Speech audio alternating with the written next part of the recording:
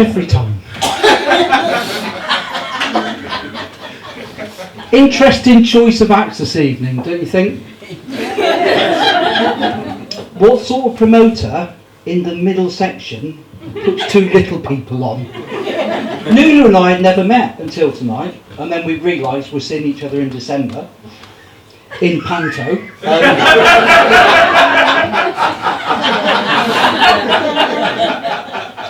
And this is not George. Are you really the Undertaker? I really am the Undertaker. When I go, come and do me, mate. I mean, not in the biblical sense, but dress like that. If you come from the job I'd love to say, oh no, you're not wearing socks, so that's great. So this is nice. Braille's. Braille. And I like to do a bit of research about the places I'm going to gig. And so you can treat this as a bit of a history lesson as well. Do you know where the word Braille's comes from? No, okay, right. There's two possible theories. One is from the Old Welsh, and I've had to write it down, sorry. Breglis, which means hill court. Or, and looking around the room at some of the demographic, I feel that the Old English name, Burgels, which means burial plot. I think that's... Because Ashley said it's quite a mature audience, but this is like, the room's splitting and we've got the youngsters over here, and then God's waiting room over here.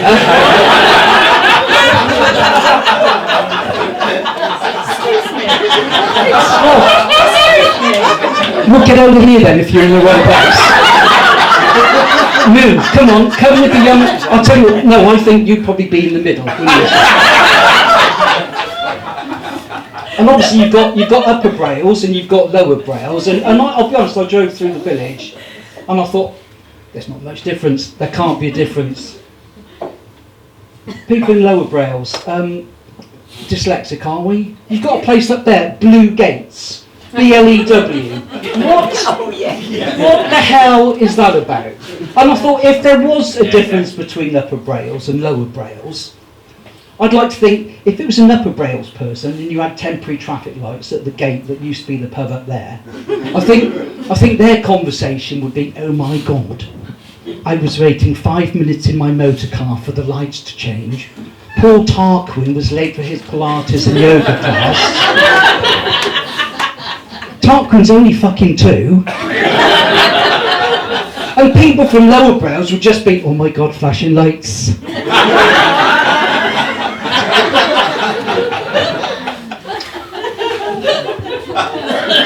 Your Facebook community page is quite interesting.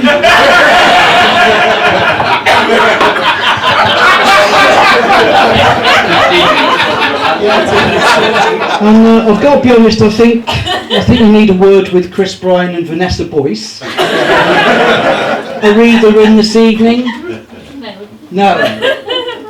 Because you've got to apply to get onto a Facebook community page, and you've only got one question: why do you want to join? I just put, I'm thinking of moving there. They let me in straight away.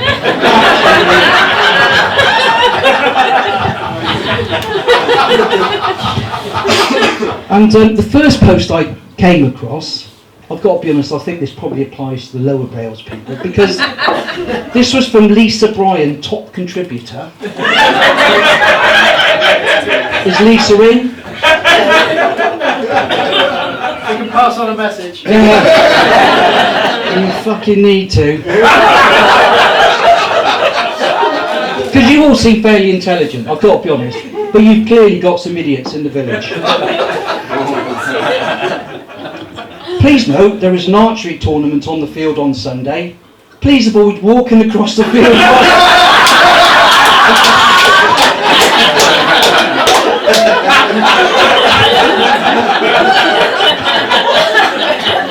Now I think, if you've got to be told to avoid walking across the field whilst archery is taking place, you deserve to be fucking shot. I didn't know this, but you've got a big star in your village. Did you know this? Are you aware of this? A TV personality? Amanda Holden. Yeah?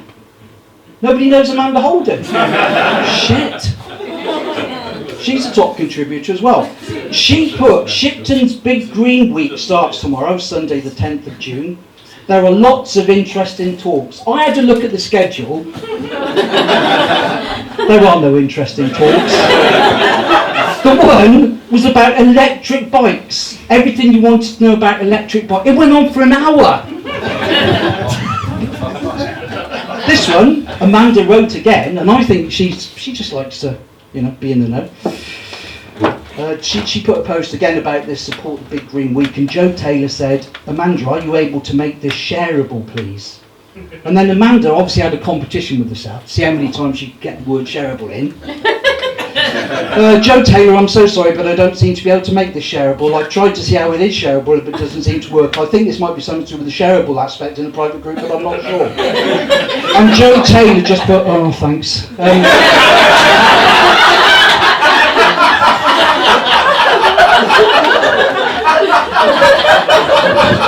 Gordon Spencer, do we know Gordon? Yeah? So 2 days ago, Gordon put, does anybody need a chrome toaster? The right hand side works fine, but not the left. And I thought, who wants to toast chrome? And then you've got a comedian in the village, Helen Burniston. Do we know Helen? Okay. So Helen was responding to Kendra Spooner's post.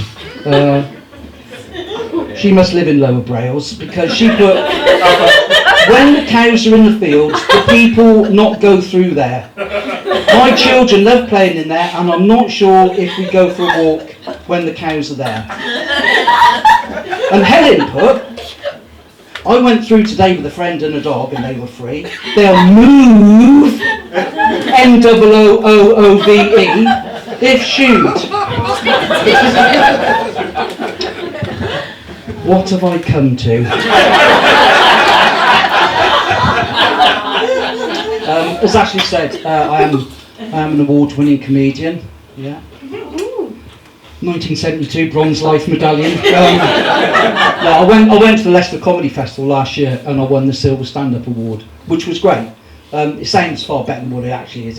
It's a competition for people aged over 55. That was it, to be honest.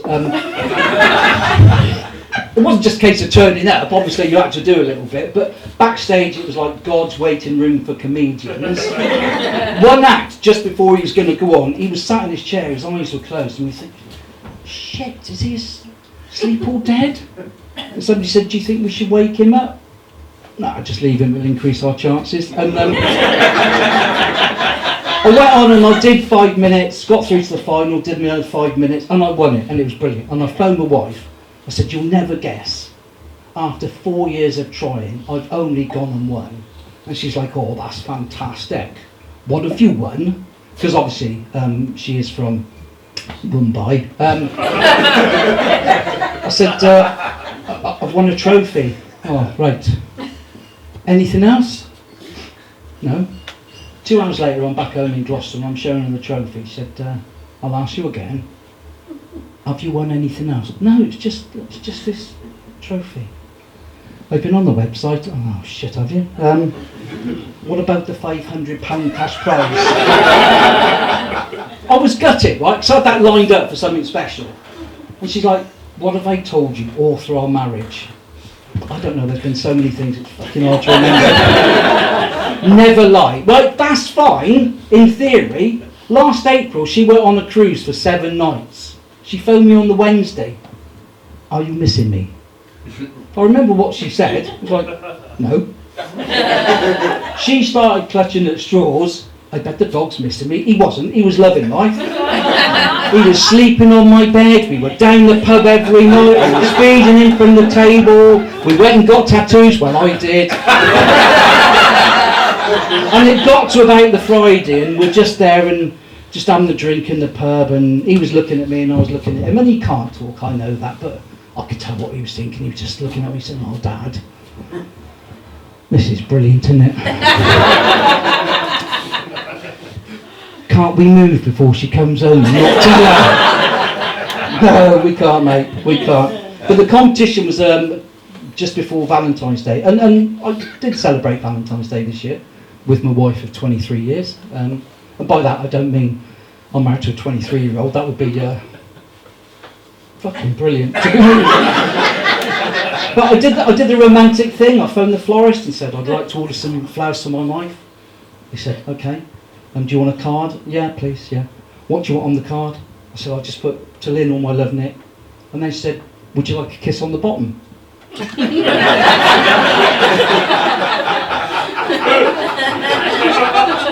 So I said, that'll be brilliant. What time would you like me there? And she's like, no, I meant on the bottom of the card. I said, yeah, I know. I'm a comedian, I was just making a joke. And quick as a flash, she said, I bet you don't gig very often. That's harsh, isn't it? But we sat at home Valentine's Day having a meal, and Lynn said, can you remember how we first met? Vaguely, it's a long time ago. She said, well, you had an advert in the Lonely Hearts column. In fact, you had two, but I only replied to one. I said, why was that? She said, well, in the second one, you put your height, right?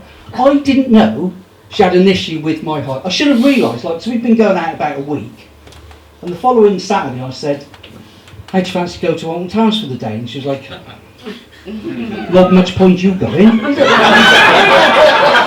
very harsh, isn't it? And we've been married a year, and I came home and said, can I ask you a question? Yeah, what is it? How do you feel about being only 9 inches taller than the largest emperor penguin ever recorded? She Googled it, right? I could deal with that, but she worked in a school at the time, and I used to go and have coffee with her now and again. And I went in this one day, and one of the teachers said, oh, Lynn's in a meeting, but do you want to come and wait for it? Yeah, yeah. Do you want a coffee? Yeah, I'll have a coffee, yeah. Do you want a biscuit? Yeah, you're there. You're there. I said, yeah, I'll have a biscuit. Why don't you pick up a penguin? Well, if that wasn't bad enough, all the little kids in the school knew, because when I came out, they were all waddling around like this. Well, we sat and watched Strictly last October. I don't know if anybody watched it. And I was particularly interested to see how Ellie Simmons got on, the little Paralympian. Brilliant woman, 5 gold medals, one at the age of 14. But I felt really uncomfortable watching it. And we were sat at one end of the settee. And I don't know if anybody saw it, but at the end of her first dance, her partner spun her across the floor, and she shot across, like, and I'm sorry, but I started laughing. And Lynn's like, what are you laughing at? So, come on, look at that. If that doesn't remind you of dwarf tossing, nothing does. And she's like, you shouldn't be laughing at that, because that could be you. I said, well, it couldn't, because I'll never be allowed on Strictly. He said, no, I meant the dwarf thing. I said, well, actually, I'll have you know, to qualify as a dwarf, well, you have to qualify, obviously it's just a genetic thing. I said, but a dwarf is classified as somebody that's 58 inches or less. And she said, well, how tall are you? I said, I'm 62 inches. And then she said, but you shrink as you get older. We have been married 23 years. And it's difficult to sort of keep the romance alive. And we were just chatting the other night, and she said, look, maybe when we're being intimate, could we not have some music playing just to break the silence? Okay, that's fine. So we're getting down to it. I got a couple of tracks recorded. Put the first one on, Make It With You by Bread. I thought that'll do. That's quite okay. I've got to be honest, I think my choice of song number 2, the theme for Match of the Day,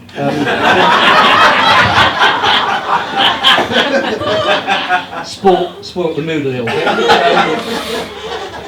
And then she said, there's no surprises in our relationship anymore. So again, I took that on board the other night. She was in the bathroom getting ready. I went into the bedroom, turned all the lights off, lit some candles, hid under the bed, and when she came in, I just grabbed her ankles. And apparently that wasn't the surprise she had in mind. But she did surprise me just before Christmas. She said, you have remembered you're picking me up from my work stool tomorrow. That came as a complete surprise, because she's self-employed and works from home. I said, no, that's fine. So I got to the allocated place at the right time. She got in the car. All I said You had a nice time?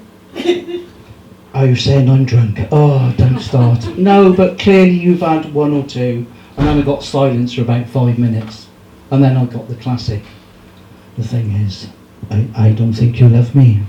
In fact, I don't think you've ever loved me. I said, well, I do, I have.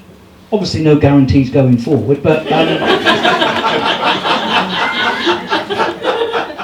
if you love me, you can prove it. I said, well, how am I going to do that? He said, you can get on top of me now, in this car, and make love to me. I said, well, that's not going to happen, is it? He said, give me one good reason. I said, I'll give you 3. Go on then. Number 1, it's 4 o'clock in the afternoon. Number 2, we're still outside Wetherspoons in the middle of town. And number 3, we've got your girlfriend Chris in the back of the car because we're giving her a lift home. Right? And that's the thing, she's got a girlfriend. She went away with Chris for those 7 nights on that cruise. I wanted 1 night away with my girlfriend to spend that £500 with us. We did dry January this year. We still drank, just no sex. It was her fault, because before Christmas she said, oh, we've been married ages, you don't have to worry about buying me a present. So I didn't. She's not happy in general. It was her birthday. Oh, today. Got her a spa day, that was wrong. Apparently she hates grocery shopping. I think she's going to be mightily upset with the pamper day I've got her. I'll just tell you one other thing before I go. We made some New Year's resolutions, and one of mine this year was she said I needed to be a better person. But I don't mind telling you, because I think you'll appreciate this. I've got issues. Well, I say issues. Let's call them by their proper name, shall we? Stepchildren. I get on with the one, the other's a bit mental, and we had a bit of an argument at Christmas because I used the word Eskimo, and she went through the roof. She said, the thing is, that is so discriminatory. I said, it's not, it's just a name. I'm old, that's just a name. She said, the thing is, you've never been discriminated against, have you? I said, sorry? She said, you have never been discriminated against. I said, I'm ginger, of course I have.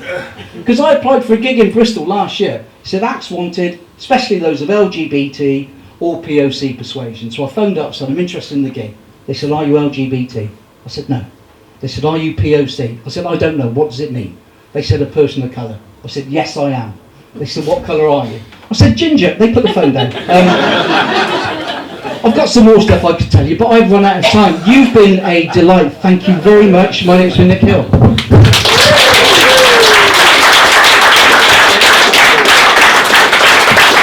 Wonderful Nik Hill! I had one